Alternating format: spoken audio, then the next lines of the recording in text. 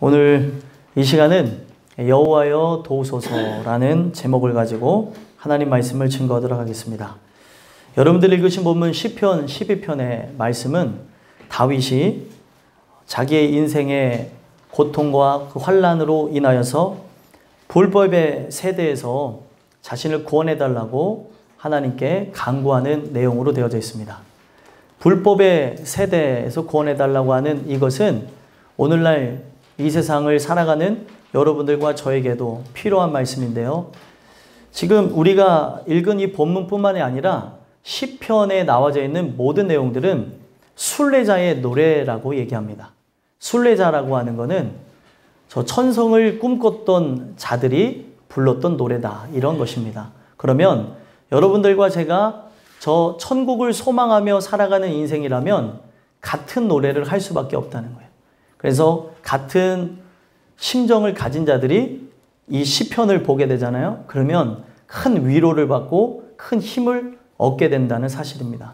그래서 오늘 본문을 통해서 우리가 함께 중점적으로 봐야 되는 게 무엇이냐면, 다윗이 구하했던 게 바로 하나님의 도움이었습니다. 도움이라고 하는 단어는 그냥 우리가 도와준다라고 이렇게 생각을 하실 수가 있는데, 도움이 곧 무엇이냐? 구원이라는 사실이에요. 하나님의 도움은 인생에 평안하고 안락한 거를 채워주시는 게 아니라 하나님만이 하실 수 있는 도움, 구원의 역사를 얘기합니다. 그 구원의 역사를 성경 전체에 걸쳐서 하나님이 우리와 함께한다, 도와주신다, 우리를 보호하신다 등등등, 성경은 같은 개념을 문학적인 그 표현도 살려가지고 다른 부분인 것처럼 얘기를 했는데, 구원이라고 하는 단어를 새롭게 풀이한 게 도와주신다, 도움을 구하는 이 장면이라는 겁니다. 그러면 우리는 이 도움을 구하는 이 장면을 통해서 우리가 같은 심정을 갖기를 원하셔야 되는데, 그가 이 불법이 만연한 세대에서 구원을 호소했던 이유는 이 세상에 소망이 없었기 때문에 하나님을 찾았다는 것이에요. 여러분들과 저는 어떻습니까? 이 세상을 살아가면서 이 세상이 평안하고 안락하고 기쁨이 넘치지는 않으신지요? 이 말씀을 우리가 함께 보면서 느껴야 되는 것은, 내 안에 진짜 새로운 생명이 들어왔다면 그 생명은 이 세상의 땅에 발을 붙이며 살아가는 것을 즐거워하기보다 저 하늘에 대한 소망을 갖게 해 주신다는 거예요. 점점점 이 세상에 살아가면서 우리 현실을 부정하게 되어지고, 이 세상에 있는 모든 것들을 바라보면서 점점 가까워지고 소망하는 게 천국이 되어진다는 거예요. 이거는 생명이 들어온 자에게 일어나는 현상입니다. 그런데 여전히 우리가 이 세상을 사랑하고 이 세상에 거하기를 원하는 모습들이 여러분들에게 있다면, 내가 진짜 구원받았는가? 그런 원초적인 질문을 던지셔야 될 것이고요. 이 말씀을 통해 여러분들과 제가 다윗이라고 하는 자가 하나님께 구했던 도움이 과연 무엇인가 살펴보심으로, 다윗에게 주셨던 그 은혜가 여러분들과 저에게 있게 되기를 간절히 소망합니다. 그래서 말씀을 통해 구하게 되어질 세 가지 도움이 무엇인가 하고 봤더니, 첫 번째로 거짓의 세대에서 우리를 주관해달라고 도와달라고 하는 다윗을 볼 수 있다는 겁니다. 1절에서부터 4절까지 보게 되어지면 시작부터 뭐라고 얘기합니까? 여호와여 도우소서, 이렇게 시작하고 있어요. 그럼 무엇을 도와달라고 하는 거 봤더니 거짓이 팽배한 이 세대 가운데서 구원해달라는 거예요.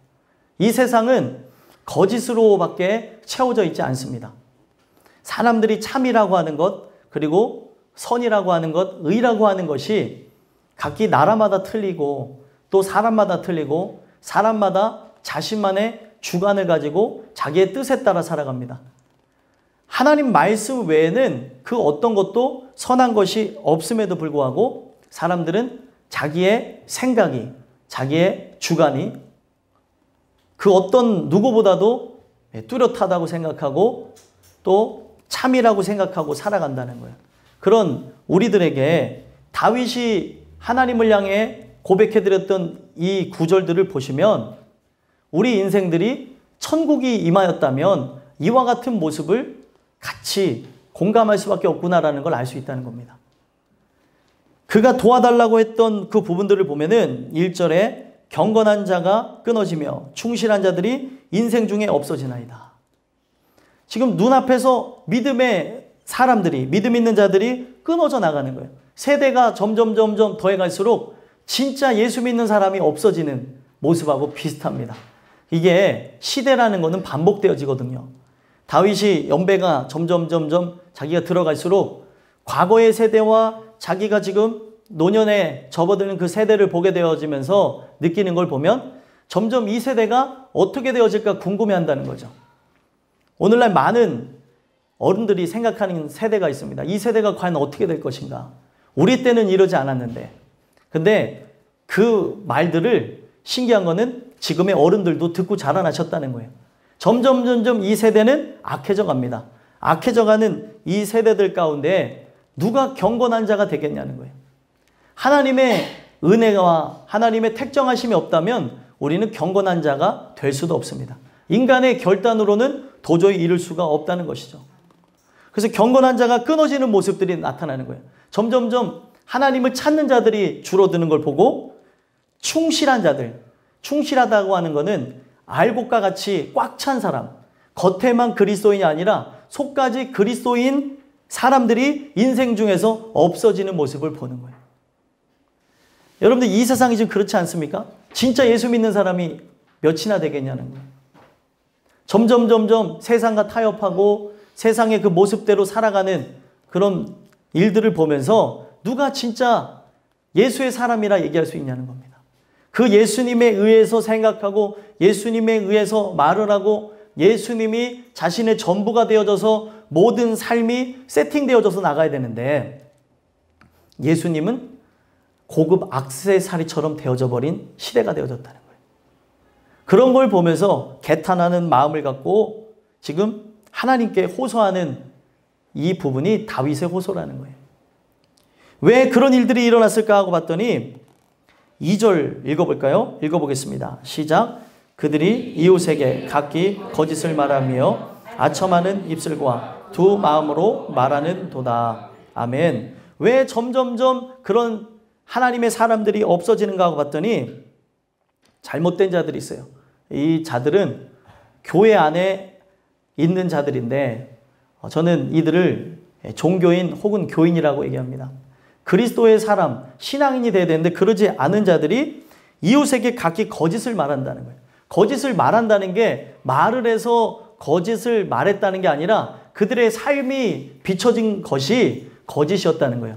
그리스도의 사람인데 예수의 사람인데 예수님하고는 상관없는 모습으로 살아가게 됐다는 거죠. 그게 거짓 아니겠습니까? 예수님이 이 땅에 오셔서 서기관과 바리새인들에게 했던 말이 뭐예요? 그 말씀을 보면은 외식하는 자요라고 얘기를 했습니다. 외식한다는 게 뭐예요? 그가 겉으로는 참을 보여주는 것처럼 했지만 속이 잘못되어졌다는 겁니다. 근데 오늘날 사람들은 겉으로도 잘못되어졌고 속으로도 잘못되어졌어요. 겉으로도 의로운 모습이 없으니까 기독교가 그 위상 자체가 바닥으로 추락하게 되어졌고 기독교인들은 그 앞에 강아지를 상징하는 한 단어 있잖아요. 다 알아두시면 개 이렇게 하는데 그 단어들이 딱 결합이 돼서 기독교인들을 폄하하게 되어져 버렸다는 거예요. 그 이유가 무엇입니까? 우리의 삶에 그냥 사람들 앞에 보여지는 외식조차 이제는 드러나기 어려운 시대에 살아가고 있다는 거예요. 우리는 이것을 통해서 이제 함께 봐야 되는 게 그들이 거짓에 대한 모습을 말하는 것, 내가 예수님의 사람임에도 불구하고 예수님의 사람이 아닌 것을 그들의 삶 속에 증명하는 그것. 결국에는 이들이 말로만 예수님의 사람이라고 하고 실제로는 거짓의 아비인 사단의 종노릇하며 살아가기 때문에 그렇다는 겁니다. 우리는 이 말씀을 통해 함께 봐야 되는 게 무엇이냐면 이들이 왜 그런 모습을 드러내냐는 거예요. 두 마음을 가졌기 때문에 그렇다고 얘기하는 겁니다. 두 마음. 성경에 분명히 한 마음을 가지라 그랬어요. 한 마음. 한 마음이 무엇입니까? 하나님을 향한 마음이에요.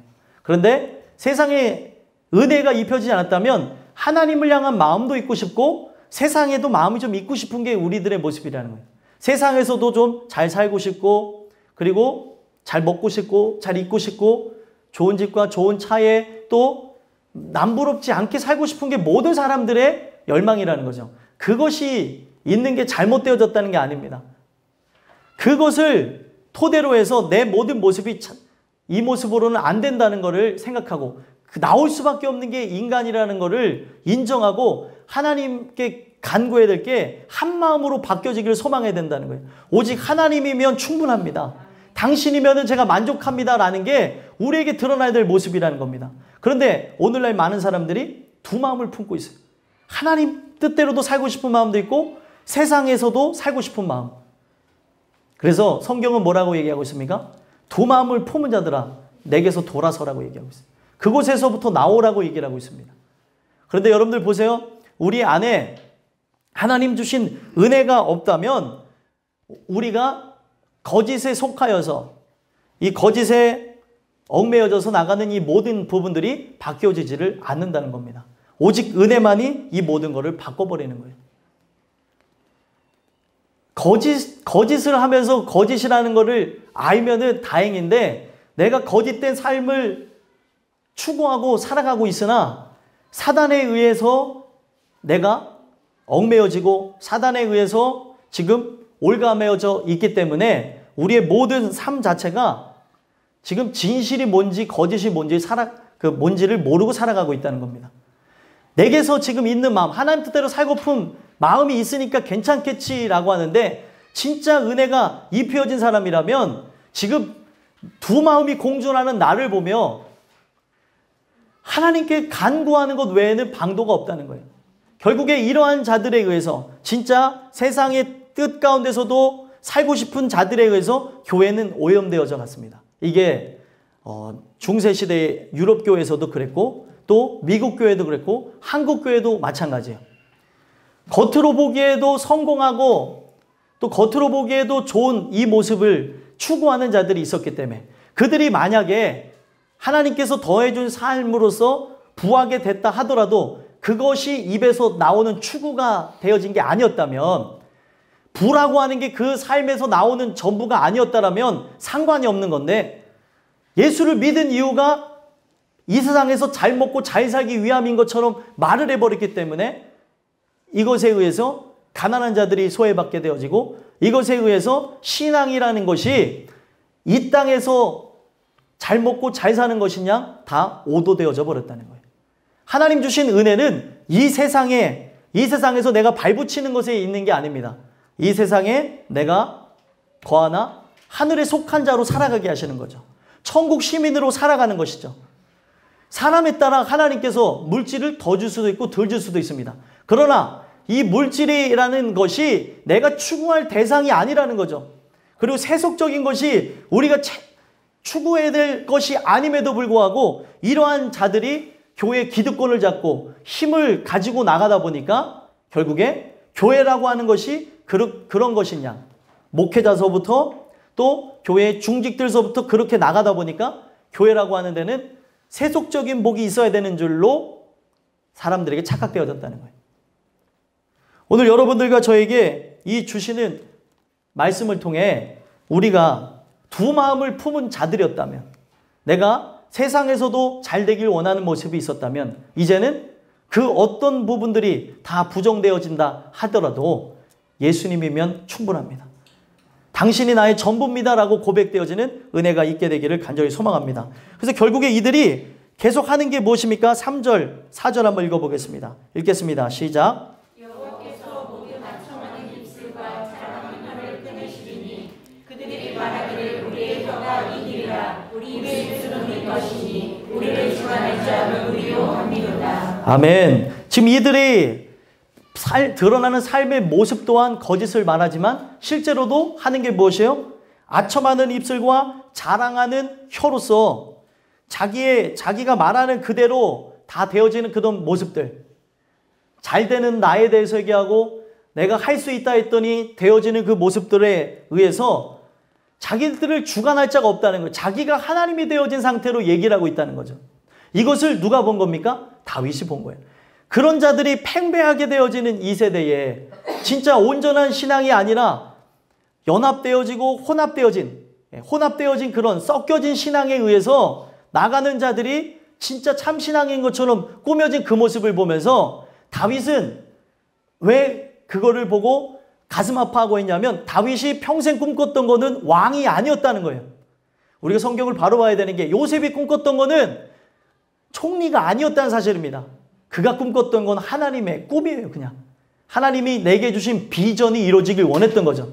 근데 오늘날 사람들은 거꾸로 얘기하고 있어요. 어떤 거를 자기가 설정하고 난 이후에 이게 나의 비전이오니 하나님 나와 함께 해달라고. 비전이라고 하는 말 자체는 하나님이 보여주셨다는 거예요. 근데 내가 꿈꾸는 거를 이뤄달라고 하는 것은 내 뜻이지 하나님의 뜻이 아니라는 겁니다.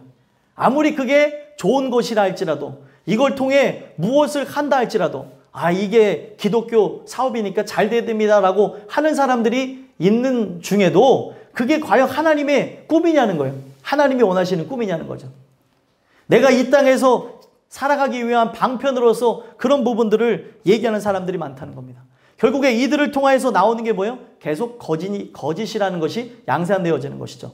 이들을 통하여서 지배되어지는 게 무엇입니까? 거짓된 상황, 환경, 형편, 처지들에 의해서 세상에서 말하는 그것이 참인 것처럼 세상이 하는 그것들을 우리가 안 하면은 우리가 잘못되어진 존재처럼 바꿔져 버렸다는 겁니다. 여러분들, 사단이 뭐의 아비예요? 거짓의 아비죠. 그 거짓의 아비인 사단은 오늘도 사람들을 속입니다. 이 세상이 전부인 것처럼, 이 세상에서 우리가 높아져야 될 것처럼, 이 세상에서 우리가 훌륭하게 되는 건 나쁜 건 아니지만 사람들에게 높임을 받기 위해 훌륭해지는 것, 명예와 그 권력을 위해서 살아가는 것이 전부인 것인 양 속여가고 있다는 거예요. 진짜 의인이라고 하는 것은 죄인이 되어져서 하나님의 긍휼을 구하고 저 천국만을 소망해서 나가는 것인데, 천국을 소망한다고 말은 하나 이 땅에서의 삶도 원하고 이 세상에서 오는 것들을 더욱더 풍족하게 누리려고 하는 그 모습들이 있는 걸 보면서 다윗이 하나님 앞에 간구하는 거예요. 이 세대에서 좀 구원해달라고. 하나님, 저들이 말하는 그 힘이, 저 말하는 것에 대한 그 권력이, 그 능력이 엄청난데 그들을 주관하는 자가 사단이라면 자기네들을 주관할 자가 누구냐고 하면서 자신이 지존자가 되어져서 저러고 있는데, 하나님, 나의 지존자는 당신 아닙니까? 나를 구원해달라고 하는 내용이라는 거예요. 여러분들과 저의 지존자는 누굽니까? 여러분들 자신입니까? 아니면 하나님이십니까? 우리가 은혜가 오면 올수록 나타나는 게 현실 부정이에요. 이 세상을 보면서 하나님, 이 세상에 선한 것이 없습니다. 사람에게서는 희망이라는 걸 찾아볼 수 없습니다. 아무리 이 세상에서 무엇이 변하고 사람들이 원하는 것이 이루어지고 한다 해도 사람의 부패한 본성을 거스릴 수 없어요. 아무리 좋은 정권이 탄생하더라도, 아무리 훌륭한 사람이 나타나더라도 사람의 이 부패한 본성을 거스릴 자는 아무도 없다는 겁니다. 그거를 다윗이 본 거예요. 하나님, 이 세대 가운데 누가 구원을 해주시겠냐고. 저들이 자신들이 주관자라고 하면서 살아가고 있는데, 이거는 어떤 모습입니까? 바로 아담과 하와가 선악을 알게 하는 나무를 먹게 됨과 동시에 온몸이 죄에 중독되어진 모습하고 똑같은 거죠. 죄에 중독되어져서 나오게 된 말씀이 무엇입니까? 그들이 눈이 밝아졌다는 것, 하나님처럼 되어졌다는 것, 그리고 계속 그들은 바벨탑을 쌓고 있다는 것. 오늘도 많은 사람들이 자신이 모르고 있지만 성경에 나와져 있는 그대로 죄라는 것에 중독되어져서 이미 태어날 때부터 영이 죽은 상태로 나타나서 하게 되어지는 모든 것들은 하나님과 반대되어지는 것이라는 거예요. 인간 편에서의 선이지 하나님의 뜻하고는 무관한 것들을 다 하고 살아가고 있다는 거예요. 이런 우리들에게 하나님의 은혜가 없다면 어떻게 하겠냐는 거예요. 결국에 인생은요, 자기가 높아지고 나서 하는 건 무엇입니까? 죽음에 대한 두려움만 갖다가 죽는 게 인생이라는 거예요. 중국의 왕족 가운데 진시황이라는 왕도 있었습니다. 그 왕이 자기가 유일무이한 존재가 되어졌다고 얘기해요. 유일무이한 존재. 자기가 이 세상에서 신이 되겠다고 하면서 살았던 모습이 있습니다. 그러나 그가 두려워했던 게 무엇이었냐면 죽음이었어요. 그래서 자기가 왕위에 오르고 난 후부터 13세의 왕위에 올랐는데 그때부터 계속 추구했던 게 뭐냐면 자기가 죽을 장소를 준비하고 살았다는 거예요. 거기에 수많은 사람들이 투입이 돼서 그 일들을 하고 나갔습니다. 그가 아무리 이 세상에서 훌륭한 주권자가 되어졌다 하더라도 막강한 권력이 있다 할지라도 죽음이라는 것을 피하지 못했다는 거죠. 마찬가지입니다. 우리도 할 수만 있으면 다 그렇게 왕처럼 이 세상에서의 막강한 권력을 가질 왕이 될 것이지, 내가 그런 여건이 안 되니까 각 집안에서 호령하는 가장이요, 또 호령하는 아내요, 또 남편이요, 자식이요, 부모요, 이런 모습으로 나가는 것이지, 여건만 받쳐주면 다 누구나 그렇게 된다는 겁니다. 이런 우리를 보면서 다윗이 답답했던 것, 안타까웠던 것은 이 세상이 전부가 아닌데 왜 이 세상의 삶에 다 모든 걸 걸고 나가냐는 거죠.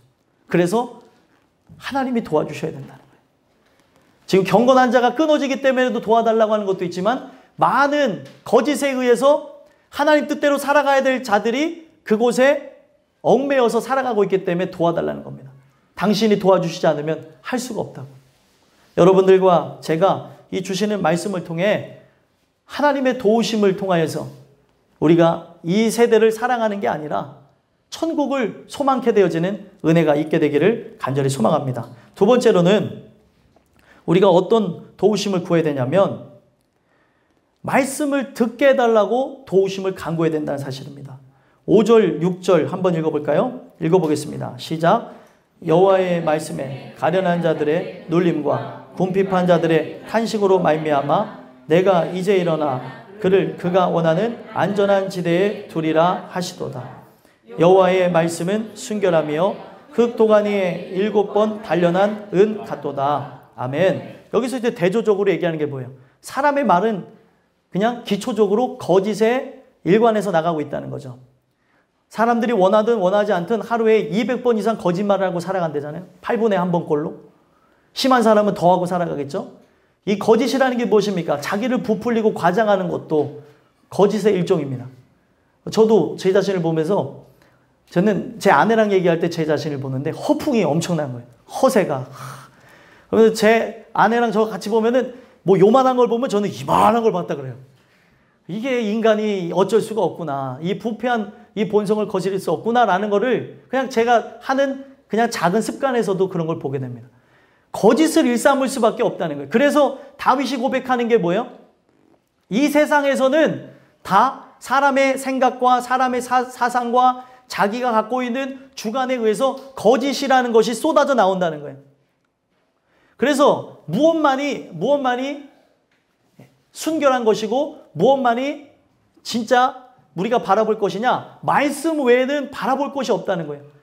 사람들은 다 그런 것에 의해서, 사람들의 사상에 의해서, 사람들의 논리에 의해서, 또 사람들이 쓴 책에 의해서, 지금 많은 사람들의 그 경험에 의해서 그걸 따라가는데, 성경은 사람들의 경험을 따라가라는 것이 아니라 하나님의 말씀을 쫓아가라고 얘기를 하고 있다는 거예요. 여러분들과 저에게 그 은혜가 오지 않는다면 이 세상에 계속 사람들이 써놓은 서적과 또 그들이 내놓는 좋은 사상과 그들의 위로의 말들에 우리는 매료돼서 살아간다는 겁니다. 거짓이 거짓처럼 보여진다면 참 좋겠죠. 근데 거짓이라는 게 거짓처럼 보이지 않으니 문제가 있다는 겁니다. 성경은 사단이 우리를 유혹하는 존재라고 얘기하고 있어요. 유혹하고 미혹하는 존재. 그러면 그 사단이 하는 게 무엇이에요? 정말 부드러운 말, 그리고 인간의 이 심정을 터치하는 말로서 많은 사람들이 다 죄악에 넘어가게 되어지는 거죠. 어떤 종교인이 말한 거에 위로를 받고 그 내용을 들어봤더니 하고 싶은 대로 하래요. 그랬더니 그게 그 사람에게 위로가 된대요. 인간은 하고 싶은 대로 하면 안 돼요. 그렇죠, 여러분들. 근데 어떤 사람이 그냥 억누르고 살고 있었는데 그걸 봤더니 그 사람이 힐링이 되는 거예요. 하고 싶은 대로 하라고. 그래, 나도 이제 여자를 위한 일생을 살아야겠어. 달라져야지. 그러면서 입술이 쫙 진하게 그러고 이제 그런 달라져야지. 그런 내용이 아닌데, 그러니까 그렇게 하는 거예요. 또 남자들도 그런 모습을 보면서 내가 하고 싶은 걸 하고 살아야지. 각종 취미생활을 하고 살아야지. 그런 부분들이 있는데 그게 아니라는 거죠. 성경은 아버지 뜻대로 행하는 자가 천국에 갈 거라고 못을 박아놨습니다. 내가 하고 싶은 대로 살아가는 게 아니라는 거죠. 그러니까 오늘날 세상들은 다 나를 위로하고 내 마음을 이렇게 만져주고 내 마음에 평안함을 주는 것 같지만 그게 거짓된 평안이라는 것. 결국에 우리는 지옥에 갈 수밖에 없게끔 만들어버린다는 겁니다. 그런 상황 가운데서 다윗이 고백한 게 뭐예요? 이 세상에서는 없으나 하늘 위에서 내려온 그 말씀은 순결하여서 흙도간 위에 7번 단련한 은 같도다. 불순물 자체가 없다는 거예요. 사람의 생각이 거기에 들어간 게 없고 이 세상의 뜻이 아닌 하늘의 뜻대로 살아갈 만한 귀중한 것이 위에서 내려왔다는 거예요. 이것만이 살 길이라고 얘기하는 겁니다. 그래서 여러분들, 우리가 은혜가 입혀지지 않으면 말씀을 듣는 것 자체가 다 하나의 형식이 되어지고 하나의 그냥 넘어가는 일이 되어지는데, 성경은 말씀을 듣는 것을 왜 도와달라고 해야 되냐면, 말씀을 듣는 것이 복이고 말씀을 듣는 것이 생명이 뿌려지는 것이고 씨가 뿌려지는 것이고 사는 것이라고 얘기를 하고 있다는 겁니다. 근데 이게 다 들려지는 게 아니라고 얘기를 하고 있다는 것이죠. 여기 5절에서 얘기하는 걸 봤더니 누가 이런 하나님의 말씀을 사모하는가 봤더니 가련한 자들의 눌림과 궁핍한 자들의 탄식. 이 가련한 자들과 궁핍한 자들이 여호와의 그 말씀만을 소망하고 하나님께 간구하는 삶이 되어진다라고 얘기를 하고 있습니다. 여기 가련한 자라고 하는 거는 가난한 자예요. 가난한 자 하면은 많은 생각이 들죠? 우리가 마태복음 5장에서 보는 심령이 가난한 자, 그리고 또 누가복음에서 이야기하는 또 가난한 자. 거기서는 이 마태복음 5장에서는 팔복에 대해서 얘기하지만 누가복음에서는 사복 사화에 대해서 얘기합니다. 이게 진짜 복이라는 거예요. 이 세상의 것으로는 되어질 수 없다는 것. 가난하다고 하는 게 실제로 돈이 없다는 게 아니라 하나님 아니면 채워질 수가 없다는 것. 세상의 것으로는 채울 수가 없습니다. 세상의 좋은 것으로 또 세상의 좋은 말로써 내가 위로받을 수가 없습니다. 바로 이런 자들이 가련한 자들, 가난한 자라고 얘기하고 있고요. 궁핍한 자들은 부족하다고 하는 그 원어의 의미를 갖고 있어요. 궁핍하다는 건 부족한 거예요. 그래서 우린 부족해서 하는 게 뭐예요? 계속 뭘 먹어요. 우리가 계속 뭘 먹는다는 거는 내가 안에서 영양분을 필요로 하고 내가 힘이 부족하고 또 내가 살기 위해서 나타나는 본능입니다. 그렇죠? 부족해서 일어나는 현상. 그 욕구에 대한 것이죠. 그리고 우리는 내가 자꾸 부족하다는 게 무언가를 사고 또 무언가를 하는 것, 그것에 의해서 내가 부족하다는 걸 느껴요. 근데 이것이 계속 반복되어진다는 건 어떤 의미예요? 채울래야 채울 수가 없다는 것, 계속 비워진다는 것, 계속 우리 인간은 끊임없이 이것에 의해서 살아간다는 걸 보여주는 겁니다. 그래서 이걸 통해서 얘기하시는 게 무엇이냐면, 무엇이 부족하냐는 거예요. 세상에 죄악된 것을 부족하다고 생각하면서 사람들은 그걸 끊임없이 채우려고 하는데, 은혜가 입혀진 사람들은 그것을 부족하다고 여기는 게 아니라 내가 하나님 은혜가 없으면 안 된다고 하면서 그 은혜가 부족하다는 것을 체험한다는 겁니다. 그래서 성경은 이거를 무엇이라고 얘기하냐면 죄인이라고 얘기하고 있어요. 당신이 아니면은 안 됩니다. 내가 이 세상을 살아가는데 나는 이 세상을 너무 사랑해요, 하나님. 이 사랑하는 이 세상을 사랑하는 내 모습을 보면서 너무 싫습니다. 이게 죄인이에요. 누구나 다 좋아하지 않나요, 이 세상을? 근데 현실을 부정하는 거죠. 이 세상을 부정해버리는 거예요. 나는 이곳에서 자꾸 살길 좋아하는 내 육체를 보고 나를 보면서 하나님, 나는 이제 여기서 살고 싶지 않습니다. 그러면서 점점 은혜에 의해서 극대화되어지는 게 뭐냐면 천국이라는 거예요. 나는 이런 것을 늘 추구하는 죄인인데 하나님 도와주세요, 하나님 붙잡아 주세요 하면서 간구한다는 거죠. 그래서 이 죄인이 어떤 존재인가 하고 봤더니 말씀을 듣는 자가 죄인이라고 얘기를 하고 있다는 거예요. 왜 말씀을 듣는 자가 죄인이냐면 예수님이 오신 목적이 뭐예요? 죄인을 부르러 왔대요. 불렀다는 거는 뭐예요? 불렀다고 하는 거는 죄인이 들었다는 거죠. 어떤 사람이 예수님께 나왔다는 것은 그가 들었기 때문에 나왔다는 거예요.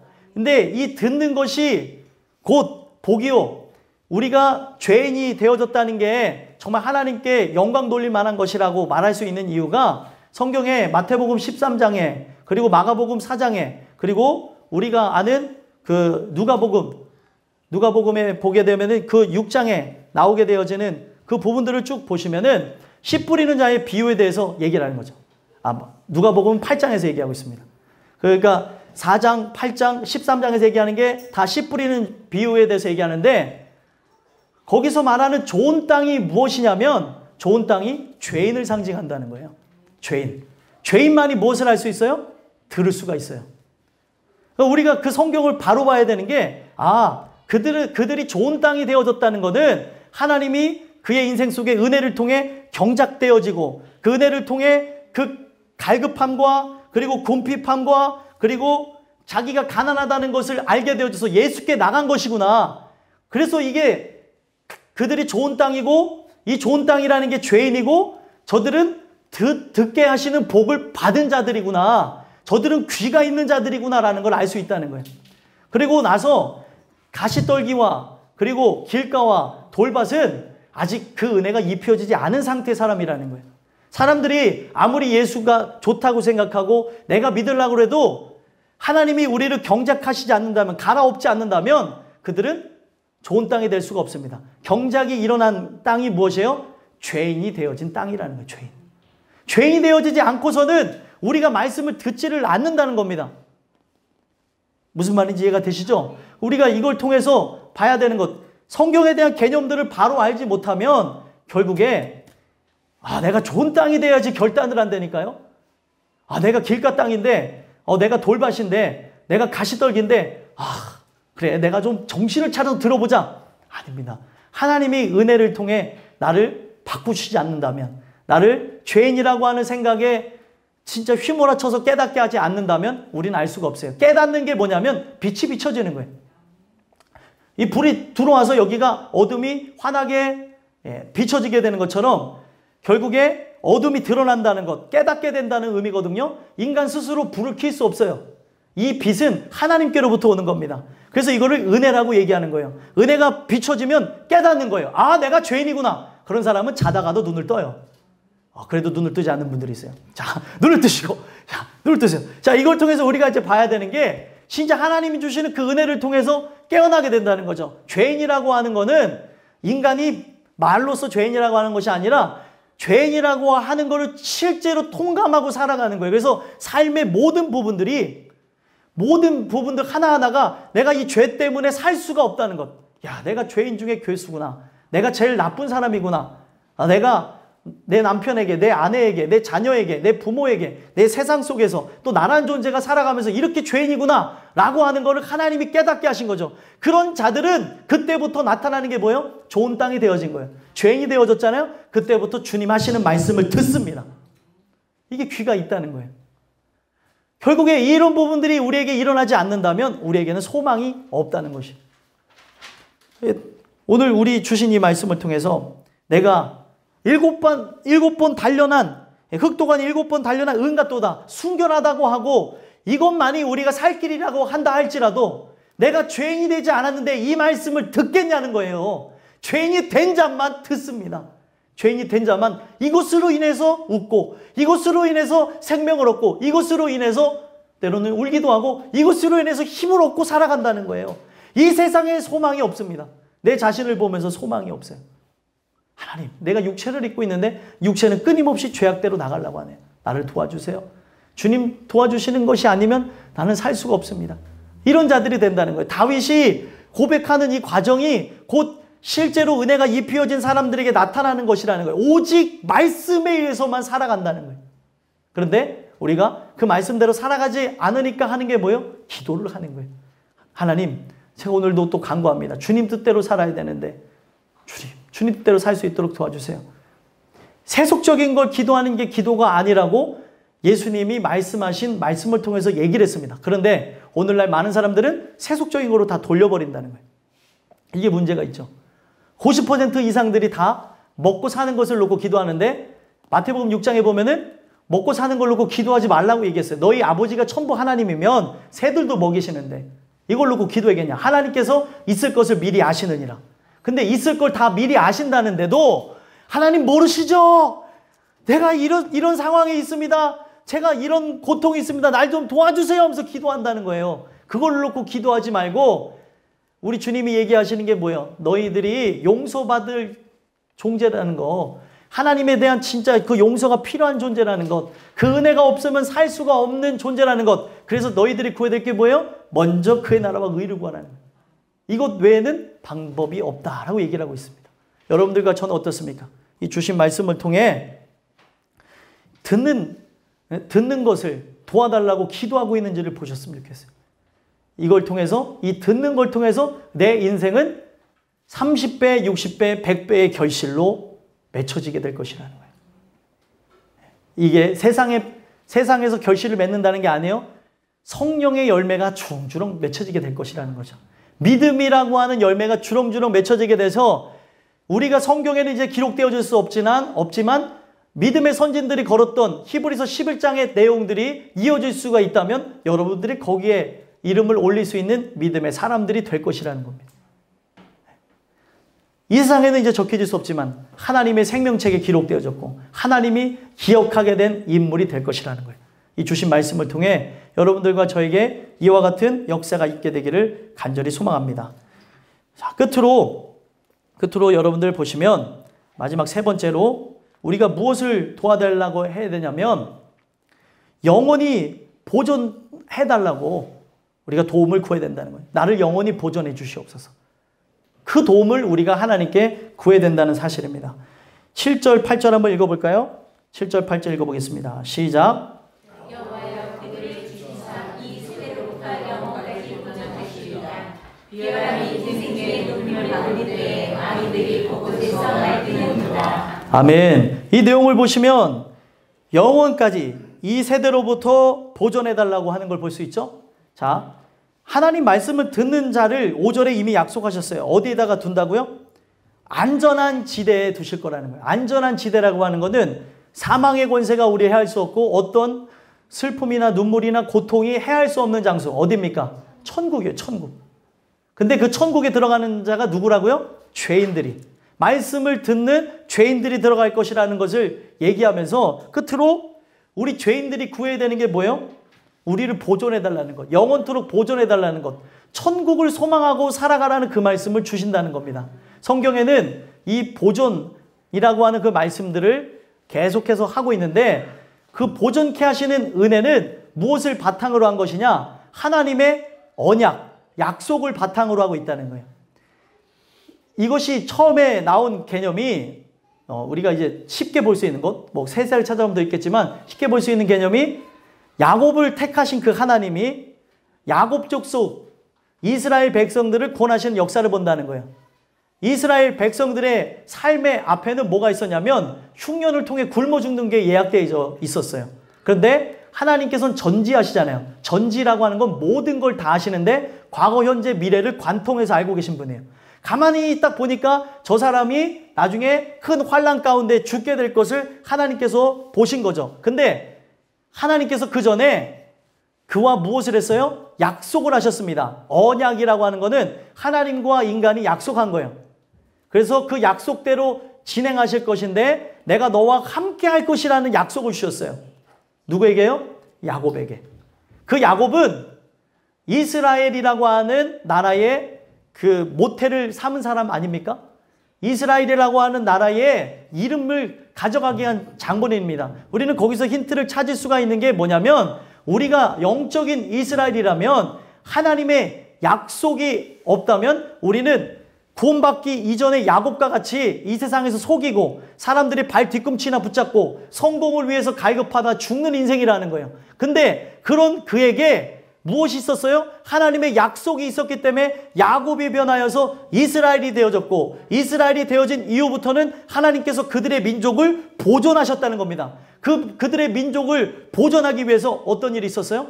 인간의 삶 속에 잠시 잠깐의 고통이 있었겠지만 11번째 아들인 요셉이 형들에 의해서 애굽에 팔려가게 됩니다. 애굽에 팔려가서 종살이하고 그리고 거기서 또 누명을 써갖고 어떻게 됐습니까? 간수장이 되기까지 감옥에 들어가서 간수장이 되어지고 간수장이 되어진 중에 두 꿈을 해석하게 되는 걸 통해 바로의 꿈까지 해석하게 되어지고 결국에 총리가 되어집니다. 많은 사람들은 총리가 되는 거에 관심을 갖고 있는데 총리가 되어진 이유가 뭐예요? 하나님께서 약속을 하셨다는 거죠. 어떤 약속이요? 이스라엘 민족을 보존하실 것이다. 그래서 이스라엘을 보존하기 위해서 요셉이라고 하는 자를 택하여서 먼저 택하여서 고난 가운데에 그리고 고통 가운데에 그를 단련해서 그를 통하여서 야곱 족속이 구원받게 해주신 것이 하나님의 역사라는 거예요. 그러면 가장 중요한 게 무엇이에요? 그 언약을 얘기하시는 이유가 무엇이냐면 언약, 구약과 신약, 언약이에요. 옛 언약과 신 언약이죠. 새로운 언약이라는 거예요. 이게 왜 중요한 줄 아십니까? 이 언약이 오늘 나에게도 있다면 하나님이 여러분들을 보존하실 거라는 거예요. 이 땅 가운데서도 보존하실 것이고 영원까지 보존하실 거라는 거예요. 이 약속이 있느냐 없느냐를 보라는 거죠.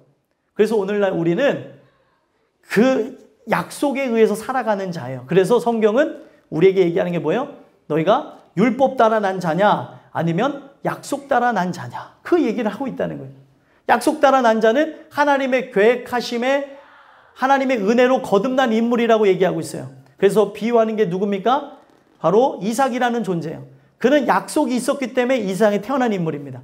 그런데 이스마엘은 약속이 없었는데 사람이 언약을 자기의 힘으로 이루고자 해서 태어난 인물이 이스마엘이었다는 거예요. 그러면 오늘날 많은 사람들이 하나님의 약속을 구하고 하나님이 나를 변화하게 하셔야 변화가 일어나는데 그것에 대해서는 관심 갖지 않고 우리가 어떻게 해요? 율법에 의해서, 나의 힘에 의해서, 나의 노력에 의해서 신앙이 커지는 것이냐? 우리가 내가 주권자가 돼서 그 일들을 하고 있다는 거예요. 내가 주권자가 아닙니다. 내가 거부하고 내가 안 해서 그렇게 되어지는 것이 아니라 하나님의 빛이 비춰지지 않아서 내가 깨닫지 못하는 거고 내가 나올 수가 없는 것이고 내가 바뀔 수가 없는 것이에요. 성경은 우리 인간이 구원을 받는 부분에서는 전적으로 수동적이라고 얘기를 하고 있습니다. 그래서 누가복음에서 얘기하는 게 뭐예요? 그 얘기하는 드라크마 비유, 동전의 비유가 나오는 거예요. 동전을 잃어버렸어요, 주인이. 그러면 여러분들 잃어버린 동전이 주인을 다시 굴러서 찾아오는 거 보셨나요? 종종 있더라고요. 종종. 그런 거 경험 못 해보셨어요? 어느 날 동전이 내 곁에 찾아왔다. 떼굴떼굴 굴러서. 아니 뭐 이렇게 막 굴렸다가 벽에 부딪혀서 돌아오지 않는 이상 동전이 잃어버렸는데 돌아오진 않잖아요. 농담으로 한 얘기고요. 동전이 돌아오나? 그렇진 않아요. 근데 그 동전을 통해서 얘기하시는 게 뭐예요? 사람이 절대 하나님 앞에 스스로 나올 수 없다는 걸 보여주는 거예요. 누가 찾으러 갔어요? 예, 주인이. 그 여인이 찾았습니다. 여인이. 집을 막 청소하는 거예요. 예? 저희 어머니가 옛날에 모를 하나 딱 어디다 놨는지 잊어버리셨는데 그거 하나 찾으시려고 집안 전체를 다 뒤집고 나서 찾으셨다고 좋아하는 거. 그게 생각이 자꾸 나더라고요. 드라크마 비유로 보면. 예? 어디다 놨는지 잊어버릴 때가 있어요. 이렇게 자꾸 쌓아놓다 보면. 그래서 종종 버려줘야 돼요. 집에 있는 것들을. 그래서 그래 어디 있는지를 압니다. 자기가 어디다 있는지 놔야지 했다가도 잊어버리는 게 사람이잖아요. 그러니까 결국에 하나님이 찾아오셔야 되는 것을 강조하고 있는 거예요. 하나님이 찾아오시지 않으면 인간에게는 절대 구원이 일어날 수가 없다는 거예요. 하나님이 나를 찾아오셔야 되는 거예요. 그래서 우리는 이 말씀을 보면 볼수록 하나님의 그 은혜와 긍휼을 구할 수밖에 없어요. 나를 불쌍히 여겨달라고. 당신이 나를 찾아오시지 않는다면 나는 살 길이 없습니다. 나를 좀 불쌍히 여겨주세요. 나를 도와주세요. 하나님, 내가 이와 같은 죄인입니다. 하나님, 그 은혜가 아니면 살 수가 없습니다. 라고 할 때 그 하나님께서 그거를 들으시고 움직이실 수도 있고 안 움직이실 수도 있는 게 하나님의 권한이라는 거예요. 근데 그 권한조차 내려놓고 하나님을 부르짖는 자에게 찾는 자가 만날 것이라 하는 약속도 주셨다는 거예요. 그건 뭐예요?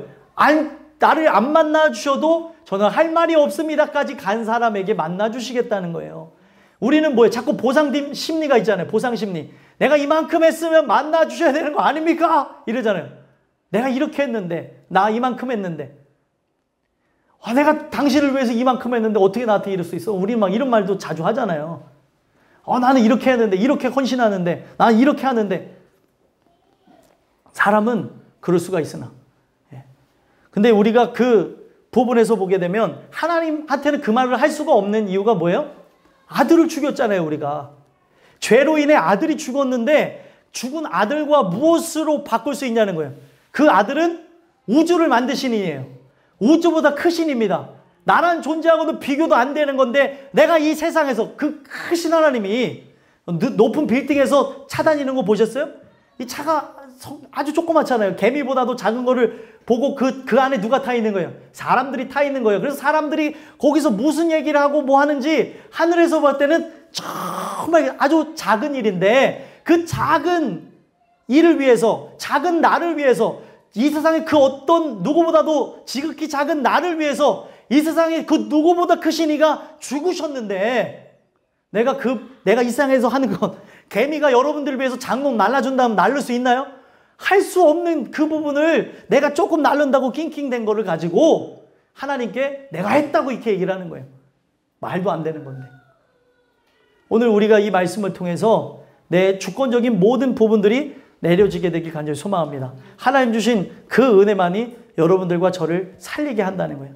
그 은혜가 없으면 우리는 결국에 영원토록 보존받지 못한다. 여러분들, 왜 영혼까지 보존한다는 말이 은혜가 됩니까? 사람이 널 지켜줄게 하면은 사람은 영원토록 지킬 수 있나요? 못 지켜요. 왜냐하면 사람은 유한한 존재이기 때문에 영원토록 지켜줄 수 없습니다. 그리고 내 눈에서만 지킬 수 있지 내 눈 바깥에서는 지킬 수가 없어요. 그게 내 자녀든 내 부모든 내 아내든 남편이든 지킬 수가 없습니다. 누가 지켜주셔야 돼요? 하나님이 지켜주시고 보존해 줘야 되는 거예요. 그리고 하나님은 영원하신 분이니까 나를 보존해 준다고 하는 그 의미에는 영원히 함께 하겠다는 것이 전제되어져 있다는 거예요. 사람이 보존하는 게 좋겠습니까? 하나님이 보존하는 게 좋겠습니까? 하나님. 이거는 항복되어진 자들에게 주시는 특권이라는 거예요. 하나님이 너의 삶을 보존해 주길 원하느냐? 그러면 항복하라는 거예요. 모든 걸 내려놓으라는 거죠. 근데 내려놓을 수 있나요? 내려놓을 수 없기 때문에 오늘도 우는 거예요. 하나님, 내려놓게 해주세요. 내가 이거를 결단하는데, 내가 이거를 원하는데 안 내려져요. 말에 의해서 움직이고, 행동에 의해서 움직이고, 보는 것에 대해서 움직이고, 하나님, 내 삶이 자꾸 이 모든 것에 얽매여졌는데 날 좀 도와주세요. 그때 하나님의 말씀이 여러분들에게 들려지게 될 겁니다. 늘 듣게 되어지는 이 말씀이 어느 날 들려질 때 내가 그렇게 사랑하고 놓을 수 없었던 그걸 내려놓을 것이라는 거예요. 이게 바로 은혜라고 합니다.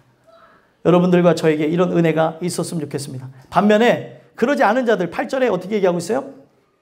비열함이 인생 중에 높임을 받을 때에 악인들이 곳곳에서 날뛰는도다. 하나님을 찾지 않습니다. 이 세상 사람들 하나님을 안 찾아요. 진짜 은혜가 입혀진 죄인만이 이 죄에 대한 문제가 해결되지 않으면 지옥 갈 것이기 때문에 그분을 찾는다는 거예요. 그러나 악인들은 어떻게 되어집니까? 인생 중에 높임을 받기 위해서 곳곳에서 날뛰는 거예요. 자기가 하나님이 되겠다는 거죠. 인생의 기반만 다 받쳐준다면 그들이 되어지는 게 뭐예요? 왕이에요, 왕. 진시황보다도 더 큰 왕이 되겠다고 하는 게 우리들의 모습이라는 거죠. 여러분들과 저는 이 말씀을 통해서 악인들은 곳곳에서 날뛰는 게, 하나님이 왜 날뛴다고 했을까요? 하나님이 광대하세요. 우주보다 크신 하나님 봤을 때 인간이 여기서 날뛰는 모습은 개미가 장롱 옮기겠다고 하면서 이렇게 막 물고 하는 거하고 똑같다는 거예요. 할 수도 없는 것을 가지고 그렇게 하고 있다는 거죠. 하나님 보시기에 우리가 높임을 받고 또 하나님 보시기에 진짜 은혜가 풍성해야 되는데, 사람 보기에 높임을 받고 또 사람 보기에 명성을 얻고 명예를 얻는 이 모습, 성경이 딱 정리해서 한 말이 뭐예요? 8절에 나온 비열함이라는 거예요. 비열함. 비열함이 뭐래요? 인생 중에 높임을 받는 때에. 우리가 하는 이 모든 것이 하나님의 뜻하고 무관하다면 결국에 뭐예요? 비열하다라고 얘기를 하고 있다는 거예요. 여러분들과 저는 비열한 것을 위해서 살아가는 게 아니라, 내가 진짜 이 세상에서 유한한 존재고, 그리고 이 세상에서 우리는 그 어떤 것도 할 수가 없는 존재요. 하나님 주신 은혜로 그분의 뜻을 이루고 나가는 존재라고 얘기하는데도 불구하고 내가 아직도 그거를 주장하고 있다면 악인들이 날뛰는 모습하고 똑같다는 거예요. 결국에 이들이 이 세상에서는 날뛰죠. 그러면 나중에 죽은 다음에는 어디서 뛸까요? 지옥에서 뜁니다. 이거를 성경에서 뭐라고 얘기합니까? 소금 치듯 하리라. 탁탁탁 뛸 거라는 거예요. 이 세상에서 뛰었기 때문에 그 지옥 가운데서 탁탁 튀는 거예요. 근데 우리가 이 세상에서는 뛰지 못했으나 우리가 하나님을 진짜 왕으로 섬긴 자는 저 하늘에서 하나님과 함께 영원토록 즐겁게 뛰는 것이라고 얘기하잖아요. 대조적으로 얘기하고 있습니다. 여러분들이 이 세상의 왕이 되어졌다면 이 세상에서 우리는 왕노릇하였기 때문에 지옥에 가게 될 것이고, 내가 이 세상에 종으로 살게 되어졌다면, 하나님의 종으로 살았다면 천국에 가서 왕노릇하게 될 것입니다. 성경은 계속 대조적으로 얘기하고 있어요. 너희가 이 세상의 왕으로 살래? 아니면 천국에서 왕으로 살래? 그 얘기를 물어보고 계세요. 이거는 내 주권이 내려진 자에게만 주시는 하나님의 귀한 은총입니다. 여러분들과 저가 이 주신 말씀을 통하여서 여호와여 도우소서라고 고백했던 다윗의 고백이 우리 모든 이들의 고백이 되기를 예수 그리스도의 이름으로 간절히 소망합니다. 기도하겠습니다. 하나님 주신 말씀을 통하여